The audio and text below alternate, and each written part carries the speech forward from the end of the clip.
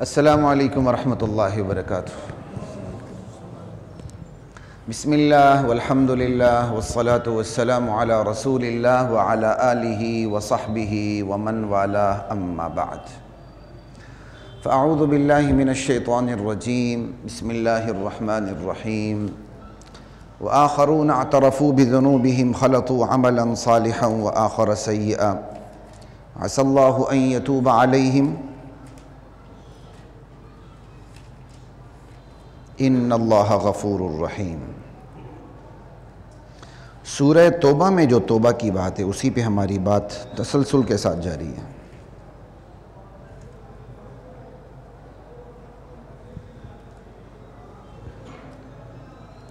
ابھی تک حضرات محترم جو ہماری بات ہوئی ہے وہ اس پر ہوئی ہے کہ توبہ کس سطح پر ہونی چاہیے۔ ہمارا معاشرہ اس حوالے سے بہت کمزور ہے۔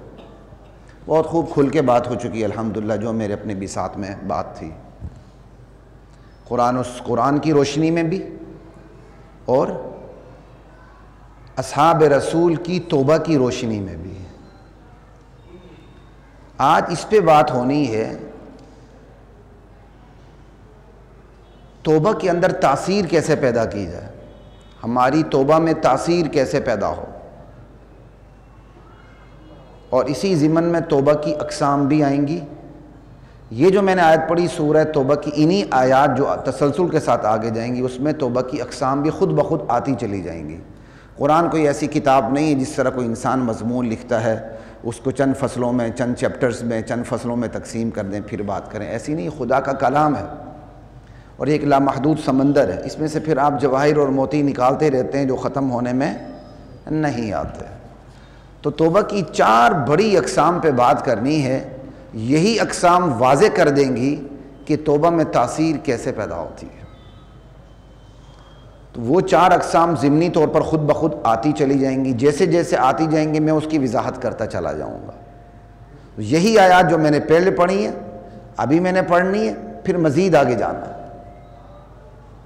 6 صحابہ جن میں سر فہرست حضرت ابو لبابہ رضی اللہ تعالی عنہ، کل 7 ہو گئے، جو غزوہ تبوک میں اپنی سستی سے شریک نہیں ہو سکے، انہوں نے اپنے آپ کو ستونوں سے باندھ دیا تھا، اور 3 صحابہ الگ تھے جنہوں نے خود کو ستونوں سے نہیں باندھا تھا، اور ان کی توبہ 50 دن بعد قبول ہوئی تھی۔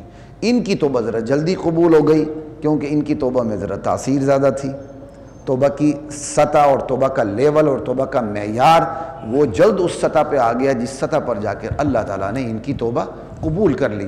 وآخرون اعترفوا بذنوبہم، میرے نبی کچھ آپ کے ایسے صحابہ بھی ہیں جنہیں اپنے گناہوں کا اعتراف ہے۔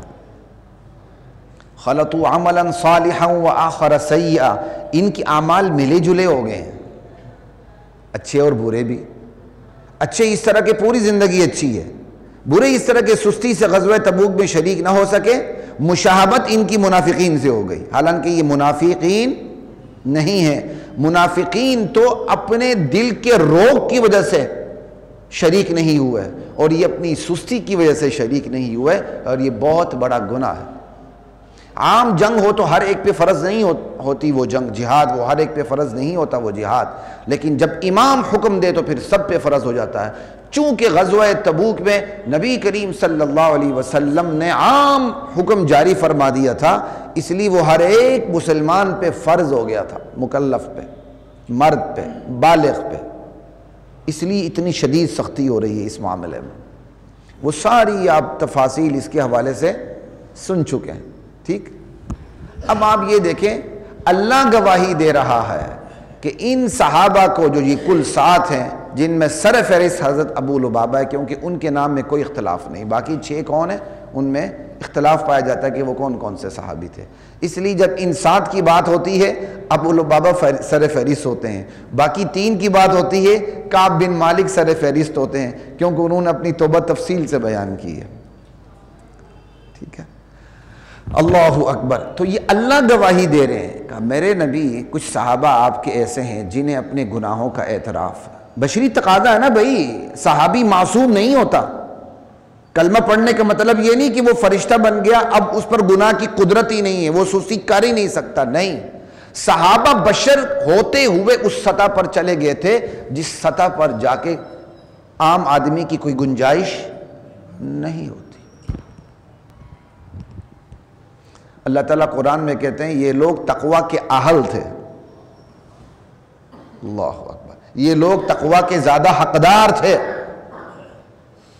وَأَلْزَمَهُمْ كَلِمَةَ التَّقْوَى وَكَانُوا أَحَقَّ بِهَا وَأَهْلَهَا وَكَانَ اللَّهُ بِكُلِّ شَيْءٍ عَلِيمًا۔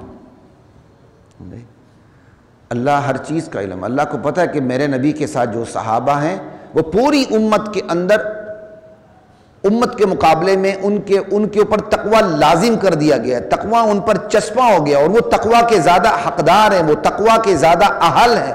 یہ کون گواہی دے رہا ہے؟ اللہ گواہی دے رہا ہے اپنے قرآن کریم میں۔ کیا بات ہے، یہ سورہ فتح میں نکال رہا ہوں۔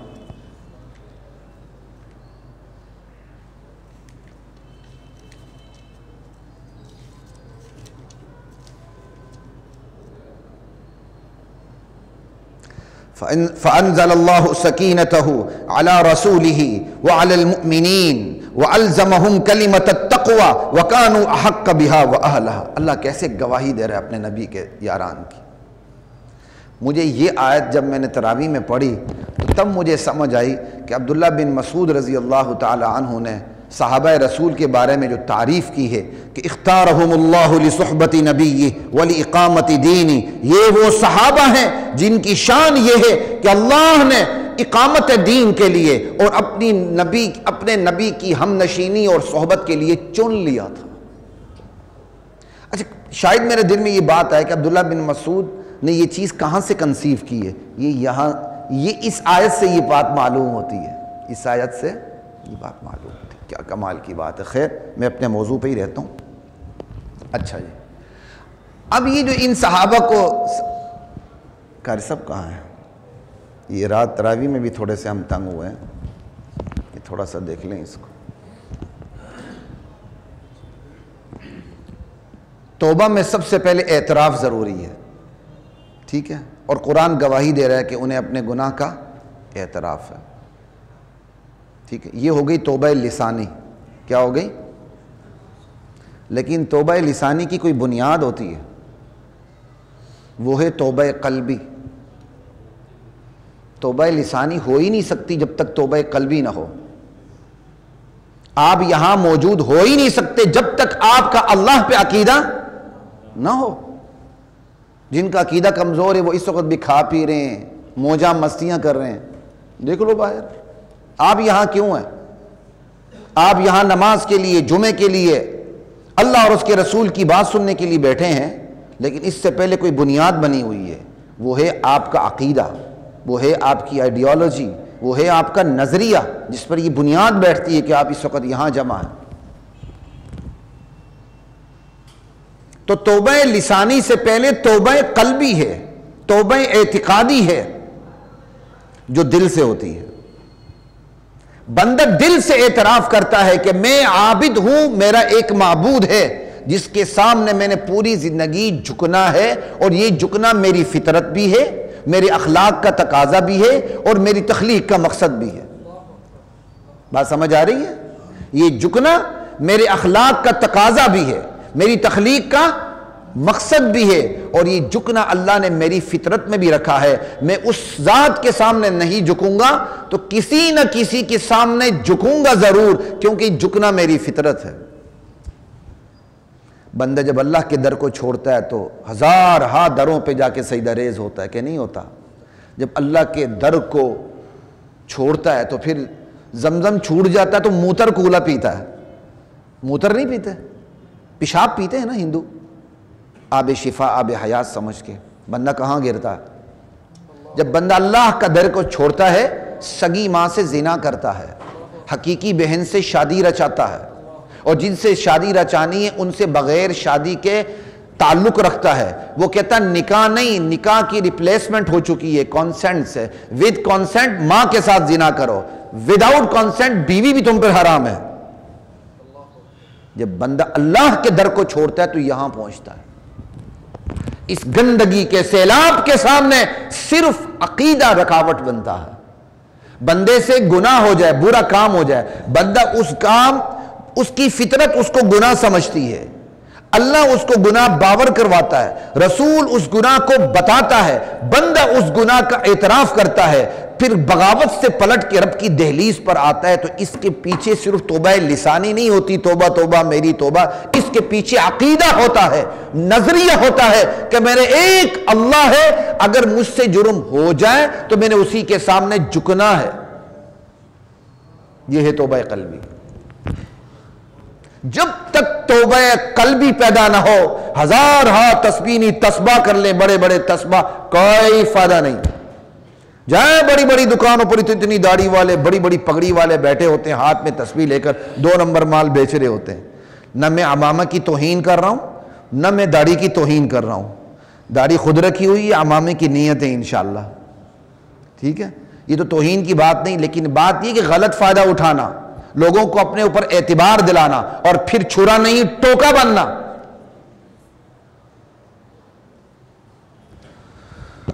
تو اصل بات یہ کہ اندر سے عقیدہ کمزور ہوتا ہے۔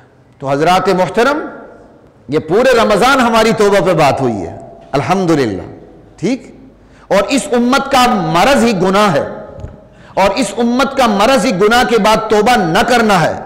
اس امت کی بیماری ہی گناہ کے بعد ایسی شخصیات کو تلاش کرنا ہے جن کا سہارا لے کر وہ اللہ کو چکمہ دے کے جنت پہنچ جائے۔ انا للہ و انا الیہ راجعون۔ میرے نبی میں ادھر دیکھتا ہوں تو اپنی امت کو اندر لے جاتا جنت۔ انا للہ و انا راجعون۔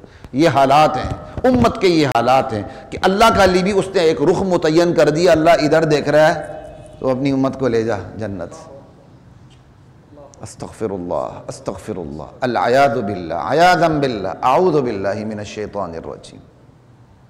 حضرات محترم، توبہ سے پہلے اندر توبہ پیدا کریں، توبہ قلبی، آپ کا دل توبہ کرے، میرا دل توبہ کرے، پھر وہ توبہ زبان پر آئے تو وہ پھر اثر انگیز ہوتی ہے۔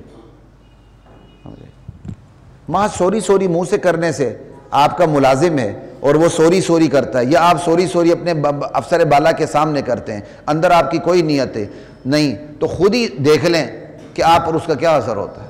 مثال کے طور پر میں اپنی ذات کے بارے میں بات کرتا ہوں، میرے جو فرائض ہیں اس سے بڑھ کر کوئی میرے اوپر فریضہ عائد کر دے، خدا کی قسم اس سٹیج پہ بیٹھ کر کوشش کروں گا میں کبھی بھی وہ بجا نہ لاؤں، کیوں وہ میرا فرض ہی نہیں ہے، وہ میری ذمہ داری نہیں، کروں میرا احسان ہے، نہ کروں میری مرضی۔ جو مجھ سے معاہدہ ہوا میں صرف اس کا پابند ہوں اللہ کے سامنے، اور کسی چیز کا پابند نہیں ہوں۔ باقی جو بدلے جتنے مرضی نکالے اس سے ہمیں کوئی فرق نہیں پڑتا، لیکن ہمیں بھی ان سے نکلنے کی راہیں آتی ہیں الحمدللہ۔ تو بات یہی ہے، بات یہی ہو رہی ہے، آپ اندر سے ایک چیز پر راضی نہیں ہوتے ہیں تو زبان سے پھر جو مرضی کر لیں، زبان سے آپ جو مرضی کر لیں، اس زبانی کلامی چیزوں کی کوئی حیثیت نہیں ہے، چیز اندر کی ہوتی ہے۔ آپ کو گلٹ فیل تب ہوتا ہے جب آپ نظریہ رکھتے ہیں، آپ کو پتہ ہوتا ہے کہ میں بندہ ہوں، مجھے اپنی حدود میں رہنا ہے، مجھے اپنی حدود سے باہر نکلنے کا کوئی اختیار نہیں ہے، پھر آپ سرنگوں ہو جاتے ہیں۔ پھر وہ جو اندر کے جذبات ہیں، معافی کے، تلافی کے، ندامت کے، شرمندگی کے ہیں، وہ آپ کی زبان پر آ جاتے ہیں۔ اے اللہ میری توبہ قبول کر لے، میں پلٹ کے تیری بارگاہ میں آ چکا ہوں، تو کسی کو مایوس، اللہم انک عفو تحب العفو فاعف عنی، اے اللہ تیری شان یہی ہے کہ تو معاف کرنے والا ہے سب سے زیادہ، اور تو معاف کرنے کو پسند کرتا ہے، مجھے بھی معاف کر دے، فاعف عنی۔ پھر اندر سے بے اختیار یہ چیز نکلتی ہے۔ تو یہ اعتراف سے پہلے جو توبہ لسانی ہے، خود بخود کیا بات ثابت ہو جاتی ہے؟ توبہ قلبی، یہ ہے۔ توبہ قلبی کے بعد پھر زبان پہ آپ کے الفاظ آتے ہیں، پھر آپ کو اگر حدیث کی دعا یاد نہیں، پھر آپ کو قرآن کی دعائیں یاد نہیں ہیں، تو بے اختیار آپ اپنی زبان میں وہ دعائیں کرتے ہیں، ٹوٹی پھوٹی دعاؤں میں وہ تاثیر پیدا ہوتی ہے کہ فرشتے رشک کرنے لگ جاتے ہیں، ٹھیک ہے، بندہ جب تنہائی میں بیٹھتا ہے، خلوت میں بیٹھتا ہے، اپنے گناہ جس سے وہ بندہ چھوٹ نہیں سکتا، لت پڑی ہوئی ہے، اس گناہ کا نام لے کر اللہ کو پکارے، اے اللہ یہ گناہ مجھ سے نہیں چھوٹتا، میرا تو انجام خراب ہو رہا ہے، مجھے اس سے بچا لے وگرنہ تو جہنم میری تقدیر ہے۔ دیکھیں وہ گناہ چھوٹتا ہے کہ نہیں، پھر دیکھیں شریعت طبیعت بنتی ہے کہ نہیں، پھر دیکھیں کہ اس گناہ سے نفرت دل میں پیدا ہوتی ہے کہ نہیں، پھر دیکھیں کہ ایک وہ وقت آ جاتا ہے آپ حیران ہوتے ہیں، کل تک جو گناہ مجھ سے چھوٹتا نہیں تھا، آج میں اس گناہ کا تصور کرتا ہوں تو مجھے قے آنے لگتی ہے۔ سمجھے؟ یہ ہے پلٹنے کے اثرات۔ بندہ کوشش تو کرے۔ تو آخرون اعترفوا بذنوبہم خلطوا عملا صالحا وآخر سیئا عسى اللہ ان یتوب علیہم۔ قریب ہے کہ اللہ ان پر پوری رحمت کے ساتھ، شفقت کے ساتھ، محبت کے ساتھ متوجہ ہو جائے اور ان کی توبہ قبول کر لے۔ اللہ نے فوراً توبہ قبول نہیں کی، غلطی ہو گئی کر لی، پھر بندے کو اپنی غلطی کا احساس بھی نہیں ہوتا، اور یہ بھی نہیں ہوا کہ اللہ نے مایوس کر دیا ہو، درمیان میں رکھا، خوف میں بھی رکھا، امید میں بھی رکھا۔ یہی تو ایمان ہے۔ انشاءاللہ مایوسی پہ بات ہوگی، وقت ملے گا تو اس پہ میں مزید بات کروں گا۔ اس گناہ پہ اللہ تعالیٰ نے نہ فوراً توبہ قبول کی اور نہ ہی توبہ کا دروازہ بند کیا، بلکہ درمیانی کیفیت میں رکھا کہ میرے عذاب اور میری گرفت کا خوف بھی رہے اور میری رحمت کی امید بھی رہے۔ یہ ہے الایمان بین الرجاء والخوف۔ اور یہی میں افسران بالا سے کہوں گا، اپنے ملازمین کے ساتھ ایسے ہی کیا کریں۔ یہ اللہ کا اخلاق ہے، یہ اللہ کی مینجمنٹ ہے، یہ اللہ کی ایڈمنسٹریشن ہے۔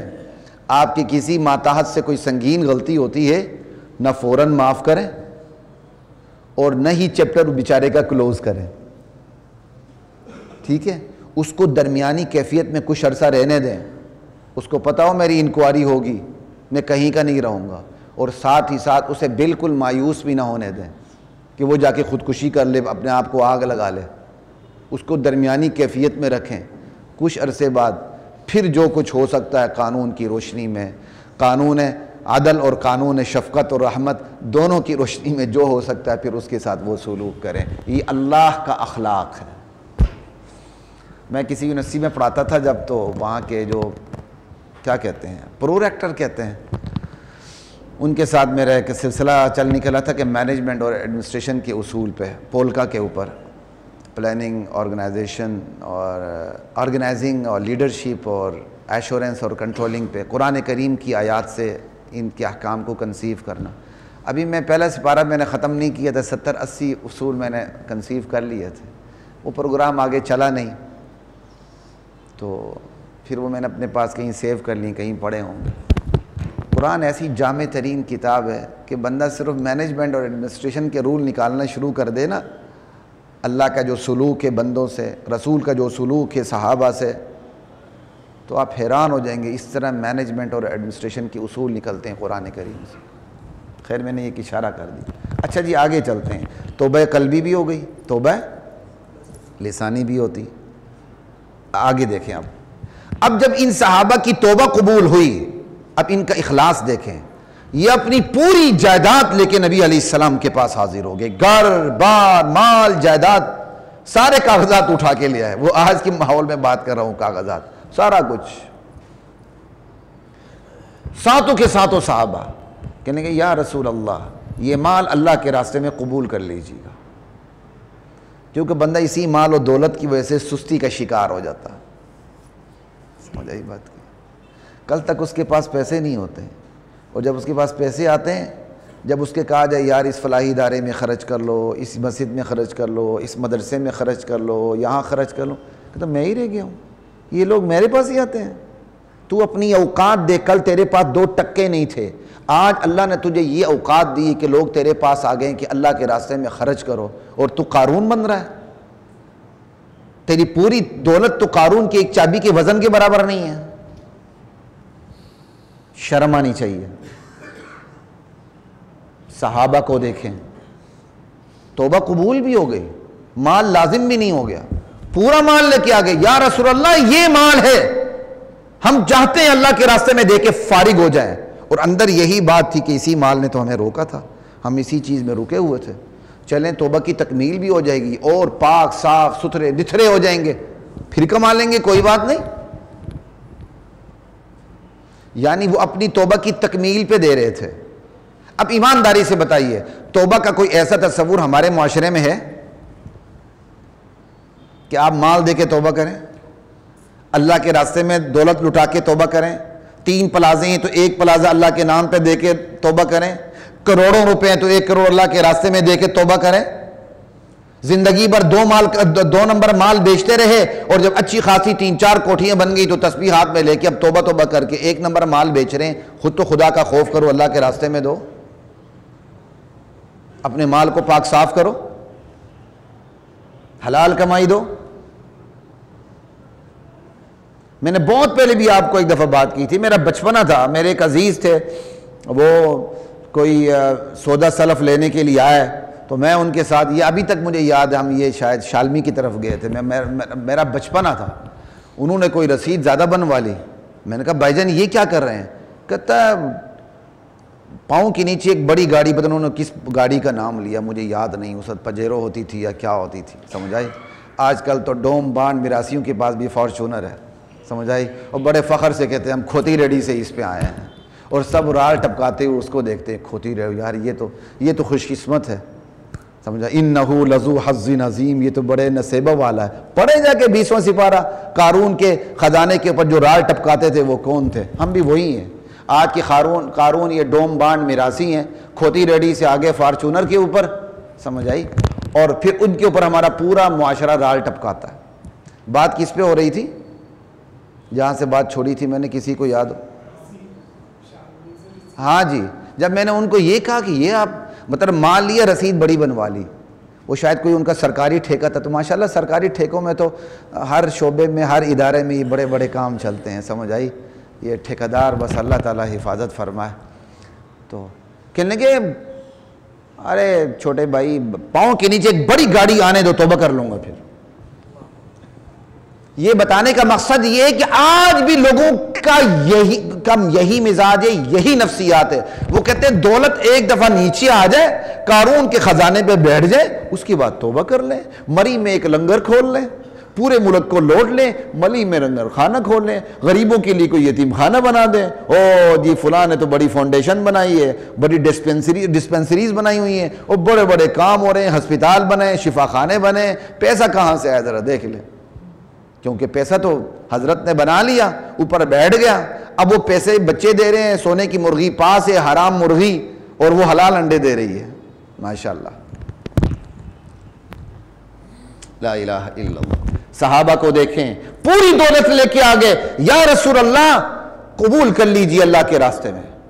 اللہ کے نبی نے قبول کرنے سے انکار کر دیا۔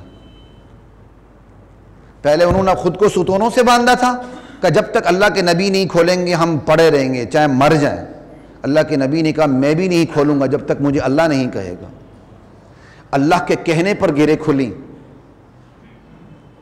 اللہ اصل رحمت للعالمین ہے، حضور اللہ کی رحمت للعالمین کی وجہ سے رحمت للعالمین ہے۔ فَبِمَا رَحْمَةٍ مِّنَ اللَّهِ لِنْتَ لَهُمْ، میرے نبی آپ جو اپنی امت پر رحمت للعالمین ہے وہ میری وجہ سے ہے، یہ میری رحمت کی وجہ سے آپ رحمت للعالمین ہیں۔ یہ قرآن کے الفاظ ہیں۔ اللہ اکبر۔ اور جب مال لے کے آیا ہے تو ہم نے مال قبول کرنے سے انکار کر دیا۔ یہ ہوتی ہے بے نیازی۔ یا اللہ، اس وقت اللہ کیا کہتے ہیں، اسلام کو، دین کو مال کی کتنی ضرورت تھی؟ کہا نہیں، پھر اللہ کا حکم ہے میرے نبی قبول کر لیں ان سے مال۔ اور پھر اللہ نے بھی کہا پورا مال قبول نہیں کرنا، آخر ان کا بھی حق ہے، بچے ہیں، گھر ہے، بیوی بچے ہیں، ان کی اپنی ضروریات ہیں، وہ تو کل لٹانے کے لیے آگے تھے۔ حضور نے کہا نہیں، 1/3 قبول کیا، 1/3۔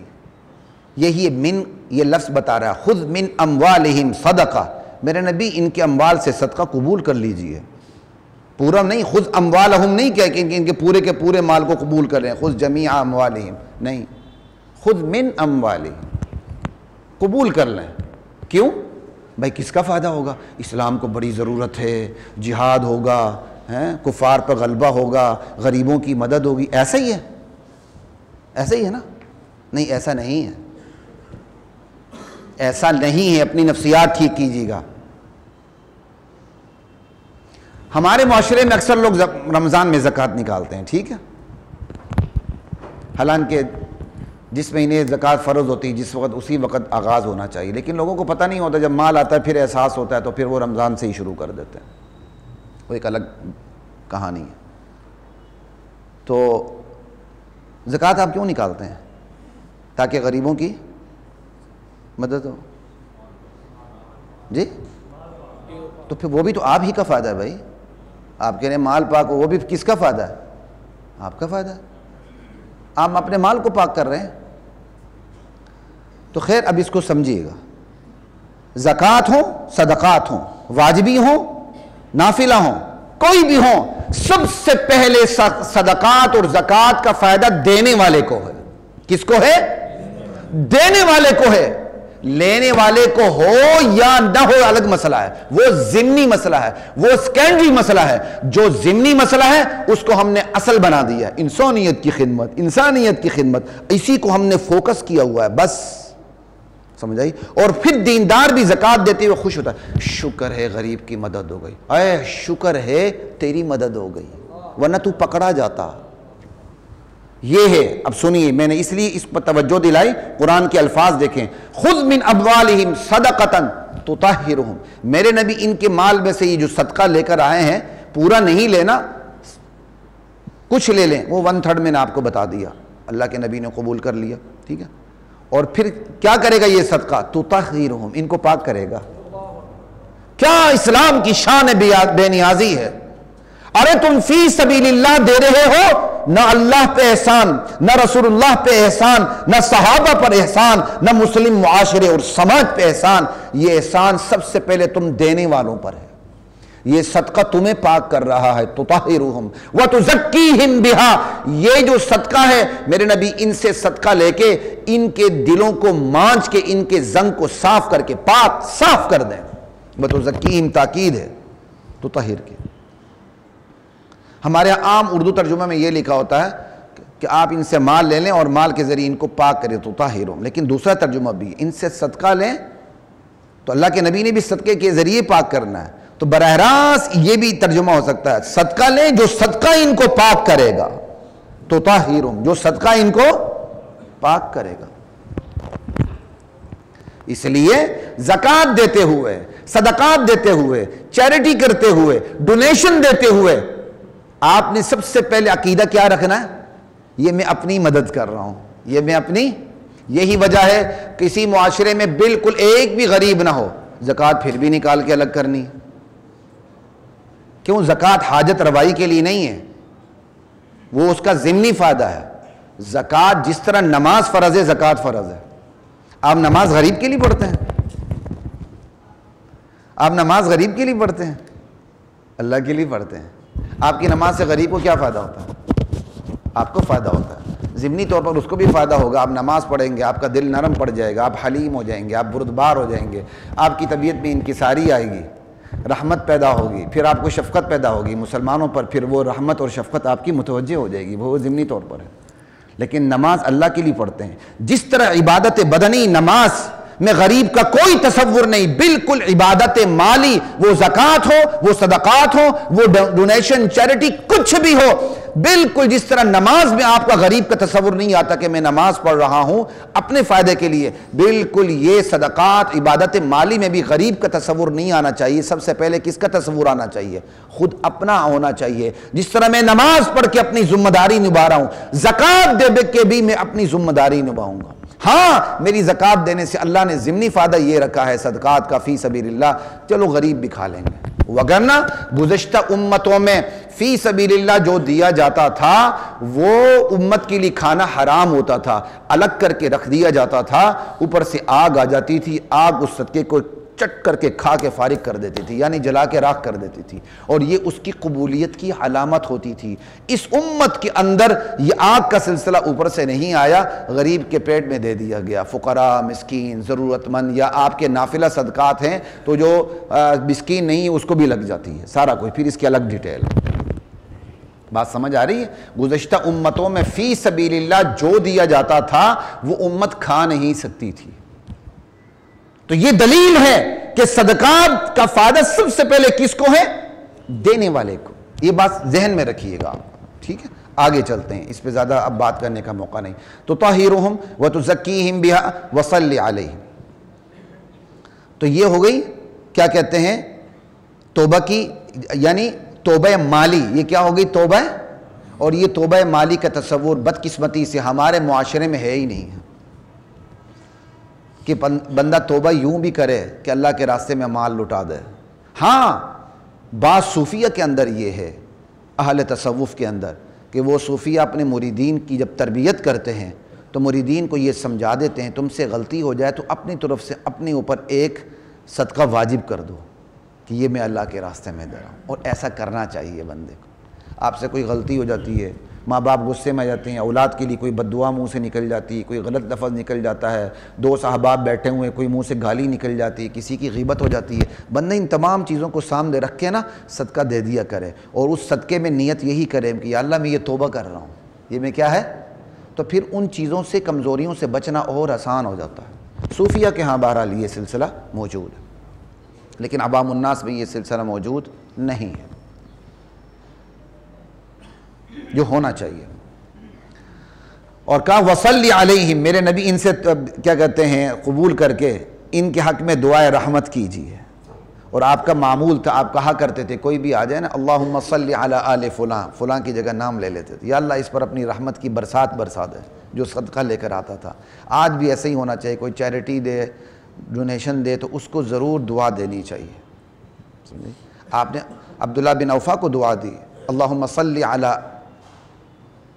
آل ابی اوفا، ابو اوفا کی آل پہ اللہ تو رحمت نازل فرما. بہرحال بعد میں فقہاء نے یہ منع کر دیا کہ صلاۃ کا لفظ براہ راست اللہ کے نبی کے علاوہ کسی کے لیے استعمال نہ کیا جائے، کیونکہ فتنوں کا دور ہے تو وہ اشتباہ پیدا ہوگا، کوئی اپنے آپ کو نبی نہ سمجھ لے کسی کے حوالے سے، یا کسی اور کو نبی نہ سمجھ لے. ورنہ نفس اجازت موجود ہے، بعض چیزوں کی وجہ سے اس کو روکا گیا. ان صلاتک سکن لہم، آپ کی دعا ان کے لیے تسکین ہے، باعث تسکین ہے. واللہ سمیع علیم، یہ توبہ کر رہے ہیں اللہ جان رہا ہے، دل سے توبہ کر رہے ہیں اللہ جان رہا ہے. ٹھیک ہے. اور آگے اللہ تعالیٰ کہتے ہیں الم یعلموا ان اللہ هو یقبل التوبۃ عن عبادہ ویأخذ الصدقات وان اللہ هو التواب الرحیم. لوگ نہیں جانتے اللہ ہی تو توبہ قبول کرنے والا ہے. اور یہاں لوگوں نے کیا بنایا ہوا ہے، جب تک تم ہمارے پاس نہیں آتے رب تیری سننے والا، تیری سننا نہیں ساڑی موڑدا نہیں. سمجھ آئی؟ یہ اللہ کا شکر ہے، علماء نے پتھر کھا کھا کے اب یہ کام اتنا آسان کر دیا کہ اچھے بھلے لوگوں کو، اب پڑھے لکھے جاہلوں کو بھی الحمدللہ شعور آ چکا ہے اس حوالے سے. کیا عجیب بات ہے، تواڈی سننا نہیں تو ساڑی موڑدا نہیں. استغفر اللہ، آپ نے اللہ کو بھی سفارشی آفیسر بنا دیا. اللہ کہتے ہیں کیا یہ لوگ جانتے نہیں ہیں اس کلام میں کتنا زور ہے، ہائے کاش وقت ہوتا. کیا یہ لوگ جانتے نہیں کہ اللہ ہی توبہ قبول کرتا ہے، ان اللہ هو یقبل التوبۃ عن عبادہ ویأخذ الصدقات. کیا یہ لوگ جانتے نہیں ہیں کہ تم جن کو صدقہ دے رہے ہو وہ بعد میں لیتا ہے، پہلے اللہ لیتا ہے. اللہ ہی توبہ، اللہ ہی صدقات کو اخذ کرتا ہے. ویأخذ کا کیا مطلب ہوتا ہے؟ اخذ کرنا. یہ اخذ کرنا ہمارے اردو میں بھی ہے، لینا. سمجھ آئی؟ کیا یہ لوگ جانتے نہیں ہیں کہ جب یہ صدقات دے رہے ہوتے ہیں تو لینے والا بعد میں لیتا ہے، اصل میں کون لے رہا ہوتا ہے اپنے ہاتھوں سے؟ اللہ لے رہا ہوتا ہے صدقے کو. اور جب اگر میرا یہ عقیدہ اور نظریہ بن جائے مشاہدے کی حد تک کہ میں اللہ کے راستے میں ٹکا دے رہا ہوں، ککھ دے رہا ہوں، لکھ دے رہا ہوں، دراصل میں دینے والے کو بعد میں دے رہا ہوں، میں اللہ کے ہاتھ میں دے رہا ہوں، بتائیں اس کا دل کس سطح پہ ہوگا، اس کا ایمان کس جوبن پہ ہوگا کہ اللہ نے کیا شان رکھی کہ ہم اللہ کے ہاتھ میں صدقہ دے رہے ہیں. یہ لو اللہ. قرآن میں نہیں ہے کون ہے جو مجھے قرضہ حسنہ دے، من ذا الذی یقرض اللہ قرضا حسنا. لیکن پیشور بیکاریوں نے اس پر بھی ہمارا بیڑا غرق کر دیا. پھر ہم دیکھتے ہیں جو بھی آتا ہے تو اس کو پیشور سمجھ لیتے ہیں. اس تو ریاستی سطح پر ان پہ سخت سختی ہونی چاہیے ان پیشوروں کے اوپر. وَأَنَّ اللَّهَ هُوَ التَّوَّابُ الرَّحِيمُ، اللہ ہی تواب الرحیم ہے۔ وَقُلِ اعْمَلُوا فَسَيَرَى اللَّهُ عَمَلَكُمْ۔ اب ہے جی اگلی قسم توبے کی، دیکھ لیں توبہ کی کتنی اقسام آ گئیں، توبہ قلبی، توبہ لسانی، توبہ مالی، اب توبہ عملی۔ یہ کیا ہے؟ اللہ تعالیٰ نے ان کی توبہ قبول بھی کر لی، صدقہ بھی نبی کو حکم دے کے قبول بھی کر لیا، اور اب نبی کو کہا ان کو کہہ دیں صلی اللہ علیہ وسلم وَقُلِ اعْمَلُوا فَسَيَرَى اللَّهُ عَمَلَكُمْ۔ اب اعمال کے میدان میں اترو اور جت جاؤ، اگلی پچھلی ساری کسریں نکال دو۔ کوتاہی ہوئی تھی نا، کوتاہی تم اللہ نے معاف کر دی، تمہارا صدقہ بھی قبول کر لیا، اب کیا ہے؟ اب توبہ کی تکمیل اور پچھلی کوتاہیوں کی تلافی یہ ہے کہ اعمال کے میدان میں اتر کے عمل میں جد و جہد میں جت جاؤ۔ وَقُلِ اعْمَلُوا، یہ توبہ کے بعد کے لائے عمل ہے سارا۔ فَسَيَرَى اللَّهُ عَمَلَكُمْ، اللہ تمہارے اعمال پہ پوری نگاہ رکھے گا۔ وَرَسُولُهُ، اللہ کے نبی بھی تمہارے اعمال پہ پوری نگاہ رکھیں گے۔ وَالْمُؤْمِنُونَ، مسلم سماج بھی تمہارے عمل پہ نظر رکھے گا کہ تم سے کوتاہی ہوئی تھی، تم نے اس کوتاہی کی تلافی کے لیے کیا کچھ کیا ہے۔ اگلی پچھلی کسریں نکالتے ہو کوئی نہیں، اللہ بھی دیکھے گا، رسول بھی دیکھے گا، مسلم معاشرہ بھی دیکھے گا۔ کیا کمال کی بات ہے، اور کس قدر انسان کی نفسیات اور مزاج کے مطابق بات ہے۔ آپ کا ملازم ہوتا ہے، آپ کے پاس آتا ہے، آپ سے معافی طلب کرتا ہے، تو یکدم آپ کیا دیکھتے ہیں؟ اس کا ریکارڈ کیسا ہے؟ کیا یہ ہر وقت کیا کہتے ہیں بلنڈر مار کے آتا ہے کہ یہ پہلی دفعہ غلطی کر رہا ہے، دوسری دفعہ کر رہا ہے، غلطی سے غلطی کر رہا ہے کہ نہیں جان بوجھ کر اس نے یہی مذاق بنایا ہوا ہے، اپنی زندگی کی یہ روش بنائی ہوئی ہے؟ آپ دیکھتے ہیں، اور پھر جب آپ اس کی معافی کو قبول کر لیتے ہیں تو قبول کرنے کے باوجود اس پر پوری نظر رکھتے ہیں، اس پر مجرمین پر ریاضت نظر نہیں رکھتی، اور اس بری طرح نظر رکھتی جو مرضی واقع ہوتے اسی پہ ڈال دیتی ہے، وہ اور بڑا مجرم بنا دیتی۔ یہ ایک الگ داستان ہے ہمارے معاشرے کی مصیبت، ٹھیک ہے؟ تو اللہ کہہ رہے ہیں یہ دیکھیں، یہ ہے توبہ عملی۔ بھائی آپ نے قلبی کر لی، لسانی کر لی، مال بھی دے دیا، اب اعمال میں اس طرح جت جاؤ کہ اگلی پچھلی ساری کسریں نکال دو۔ یہ ہے وَقُلِ اعْمَلُوا فَسَيَرَى اللَّهُ عَمَلَكُمْ وَرَسُولُهُ وَالْمُؤْمِنُونَ وَسَتُرَدُّونَ إِلَىٰ عَالِمِ الْغَيْبِ وَالشَّهَادَةِ۔ یہ تو دنیا کی حد تک ہو گیا، آگے دیکھو پھر تم لٹائے جاؤ گے اللہ کی طرف جو عالم الغیب والشہادہ ہے۔ اللہ اپنے تعارف میں کہتے ہیں کہ میں عالم الغیب والشہادہ ہوں۔ اب ایمانداری سے بتایا اللہ کے علاوہ بھی کوئی عالم الغیب ہوا تو اللہ کا تعارف رہا نہیں، اللہ ہی عالم الغیب والشہادہ ہے۔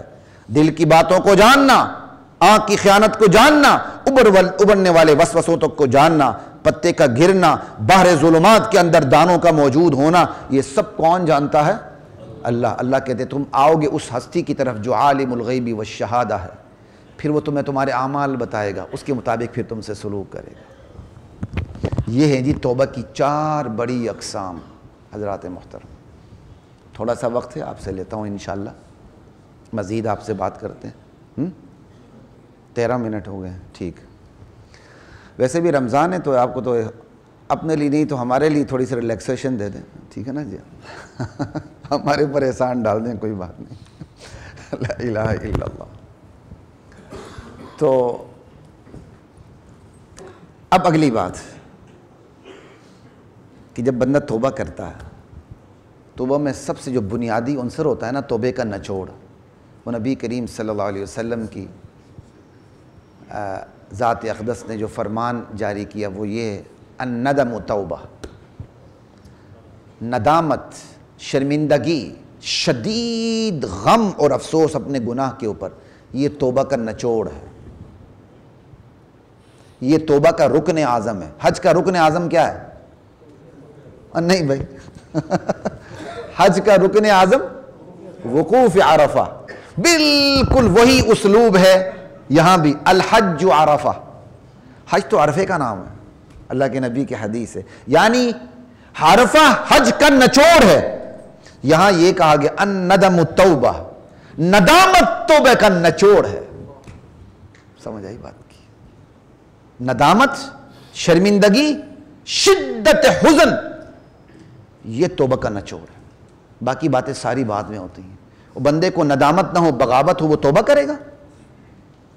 یہی وجہ ہے نبی علیہ السلام کی حدیث ہے کل امتی معافات الا المجاہرین. مجاہدین نہ پڑھ لینا، مجاہرین راہ کے ساتھ.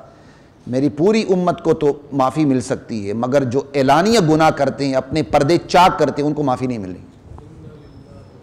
اور باقاعدہ اس کی حدیث میں اس کی تشریح موجود ہے کہ اپنا پردہ چاک کرنے کی ایک صورت یہ ہے، بندہ رات کو گناہ کرتا ہے اور اس کے رات کے گناہ پہ اللہ نے پردہ ڈالے ہوئے ہوتا ہے، اور صبح ہوتی ہے وہ اللہ کے پردے ڈالے ہوئے کو خود اس پردے کو چاک کر کے لوگوں کو بتاتا پھرتا ہے، آج میں ایک کیتا تھا، آج راتی میں ایک کیتا ہے. اللہ کہتے ہیں ایسے کو میں معافی نہیں دیتا. تو سب سے پہلے ندامت، سمجھ آئی؟ ندامت کے بعد ترک گناہ کیا ہے؟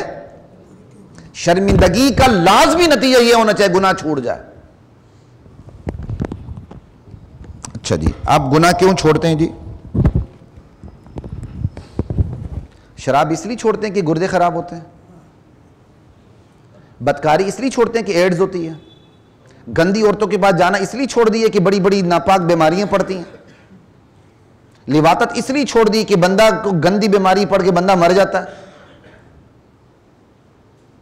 سموکنگ اس لیے چھوڑی کہ آپ کے پھیپھڑے خراب ہوتے ہیں.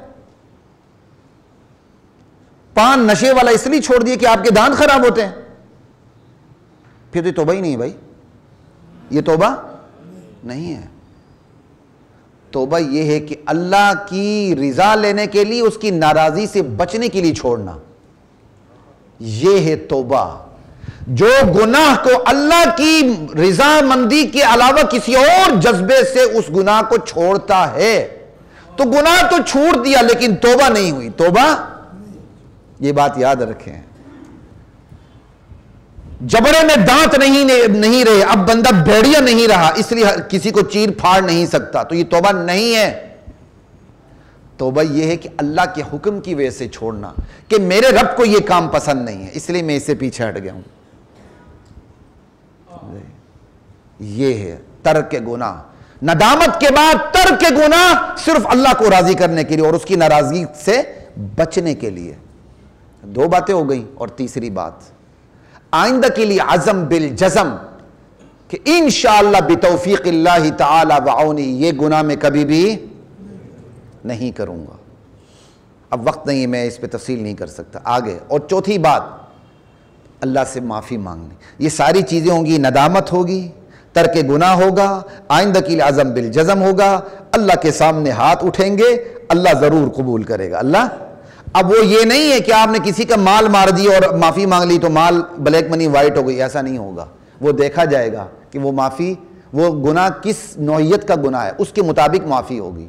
اگر اس کا تعلق حقوق اللہ سے ہے، کسی کی غیبت کی ہے، اسے پتہ نہیں چلا ہے، اللہ سے معافی مانگ لے. لیکن کسی کا مال ہڑپ کیا ہے، اپنے بچوں کو پالنے کے لیے یتیموں کا پیٹ کاٹا ہے، جس کا مال کھایا اس کے پاس جا کے اس کی ادائیگی کریں، اس سے مہلت لیں، قسط وار ادا کریں.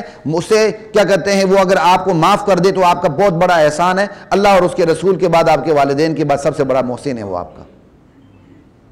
جائیں تلاش کریں کس کس کا مال کھایا ہے، کس کس سے غلط فیسیں لی ہیں، کس کس کے غلط کیس کو آپ نے ڈیل کر کے حرام فیسیں لی ہیں، کس کس سے رشوت لی ہے، اور پتہ نہیں کہاں کہاں کس کس چیز کو کہاں کہاں لگانے کے لیے کتنے کتنے پیسے لیے ہیں. یہ چیز میں وہاں لگا دوں گا اتنے پیسے دو، یہ چیز میں اس کے بعد لگا دوں گا اتنے پیسے دے دو. اب میں مزید آگے بات نہیں کرتا، پھر میرے بھی پر جلیں گے. ٹھیک ہے، ایسے پکڑے جائیں گے خنزیر. یہ پھر توبہ توبہ کریں، ان کی کوئی توبہ نہیں ہے. یہ مال دیں گے جو ہڑپ کیا ہے، نکالیں گے تب ان کی توبہ قبول ہوگی. آپ نے مال مارا ہے کسی کا، آپ نے یتیموں کا حق کھایا ہے، وہ توبہ نہیں ہے. اس طرح حقوق العباد میں ہے، مالی ہے تو وہ مال دینا ہوگا آپ کو. اس کے لیے پھر آپ خود بندوبست کریں کیسے دینا ہے. اگر گناہ کا تعلق حقوق اللہ سے ہے تو اگر اس کی قضا ہے تو قضا کرنی ہوگی، قضا نہیں ہے تو استغفار کرنا ہوگا. سنتیں چھوٹ گئیں، موقدہ چھوٹ گئیں، اللہ سے التجا کریں، اللہ معاف کر دے گا. فرض چھوٹ گیا قضا کریں، واجب چھوٹ گئے قضا کریں. روزے چھوٹ گئے ہیں تو کسی ایسی مسجد میں نہ چلے جائیں جو آخری دن آپ کو سارے روزے معاف کروا دے رو رو کے. یا اللہ ان لوگوں نے روزے نہیں رکھے تو انہیں معاف کر دے. کسی ایسے مولوی کے پیچھے نہ جائیں، یہ ایسے ڈاکو ہوتے ہیں، یہ مولوی نہیں ہوتے ہیں، یہ ایمان پہ ڈاکہ ڈالتے ہیں۔ روزوں کی معافی یہ ہے، یا اللہ روزے نہیں رکھے وقت پر مجھے معاف کر دے، اب میں اس کی قضا رکھوں گا، نیت کر لیں۔ روزوں کی معافی قضا ہے، ہاتھ کھینچنا نہیں ہے، یا کسی اپنی کام والی کو پیسے دینا نہیں ہے، یا کسی اور سے روزے رکھوانا نہیں ہے، زکوٰۃ نہیں دی ہے، تمام سالوں کی زکوٰۃ حساب کریں، آہستہ آہستہ دیتے چلے جائیں، یہ اس کی معافی ہے۔ معافی تلافی کے کوئی طریقہ کار ہے؟ خامخواہ معافی ہوگی؟ ہم اللہ کو نعوذ باللہ دھوکہ دیتے ہیں، یخادعون اللہ والذین آمنوا۔ معافی کی کوئی اصول ہے، اور اب معافی ہو گئی، اچانک پھر گناہ ہو گیا، بھائی مایوس پھر بھی نہیں ہونا۔ کل بنی آدم خطاؤن وخیر الخطائین التوابون، ابن آدم سب کے سب خطا کار ہیں، اور سب سے بہترین خطا کار وہ ہیں خطا ہوتے ہی اللہ کی بارگاہ میں پلٹ آتے ہیں، توبہ کرتے ہیں۔ ای درگہ ما درگہ نومیدی نیس، صدبار اگر توبہ شکستی بازا۔ بڑا اچھا لگتا ہے یہ فارسی کا شعر مجھے، یہ میری درگاہ ہے، نا امیدی کی درگاہ نہیں، سو بار بھی توبہ ٹوٹ جائے پلٹ آؤ۔ اللہ اکبر کبیرہ والحمدللہ کثیرہ۔ سمجھ آئی بات کی؟ یہ ہے۔ اور پھر اللہ اکبر، مایوسی دل میں نہیں رکھنی، مایوسی دل میں نہیں رکھنی، جتنے بڑے مرضی گناہ ہو جائے مایوسی دل میں نہیں رکھنی۔ مایوسی بندے کو مجرم بنا دیتی ہے، احادیث موجود ہیں، اگلی نشست پہ مزید بات ہوگی، کوشش کروں گا رمضان کا آخری جمعہ ہے تو توبے پہ آخری نشست ہو۔ مایوسی بندے کو مجرم بنا دیتی ہے، اور واپسی کی امید بندے کو انسان بنا دیتی ہے۔ یہی میں نے آپ کو کہا تھا، جب صحابہ کی توبہ قبول نہیں ہوئی تو اللہ تعالیٰ نے رحمت کا چیپٹر کلوز بھی نہیں کیا تھا، فوراً معافی بھی نہیں دے دی تھی، ان کو درمیان میں رکھا تھا۔ اللہ کی گرفت کا خوف، اللہ کی رحمت کی امید، اسی کا نام ایمان ہے۔ اللہ کی رحمت سے کبھی بھی مایوس نہیں ہونا، خود اس نے اعلان کیا ہے، قل یا عبادی الذین اسرفوا علی انفسہم لا تقنطوا من رحمت اللہ۔ اے میرے بندو جو گناہوں سے اپنے جانوں پر ظلم کر چکے ہو، اپنی جانوں پر، میری رحمت سے کبھی مایوس نہیں ہونا۔ مایوسی یہی ہے کہ بڑے بڑے گناہ ہیں کا کوئی فرق نہیں پڑتا، ان اللہ یغفر الذنوب جميعا، تمہارے تمام گناہوں کو اللہ سوخت کر کے جلا کے راکھ کر دے گا، معاف کر دے گا، کیونکہ اس کی شان ہی غفور الرحیم ہونا ہے۔ بس شرط اس کی یہ انیبوا الی ربکم وانیبوا الی ربکم، تعلق مع اللہ، رجوع الی اللہ، پلٹ آؤ۔ وقت ختم ہو چکا ہے، انشاءاللہ آئندہ نشست پہ بھی مزید بات ہوگی اسی توبہ کے اوپر۔ کیوں؟ آخری بات سنیے پھر اٹھیے گا۔ توبہ اللہ کو اتنی پسند ہے، اتنی پسند ہے کہ ایک بندے کی سواری کھو جائے صحرا کے اندر اور اس کو اپنی موت نظر آنے لگے اور اچانک اس کو سواری مل جائے، اس کو جو خوشی ہوتی ہے اس سے کہیں زیادہ اللہ تعالیٰ کو اپنے بندے کی توبہ پر ہوتی ہے۔ یہ میں کوئی الفاظ کی کھیل نہیں کھیل رہا، اللہ کے نبی کی حدیث کا خلاصہ بیان کر رہا ہوں، اسی سے انشاءاللہ ہم آگے بات چلائیں گے۔ وَلَقَدْ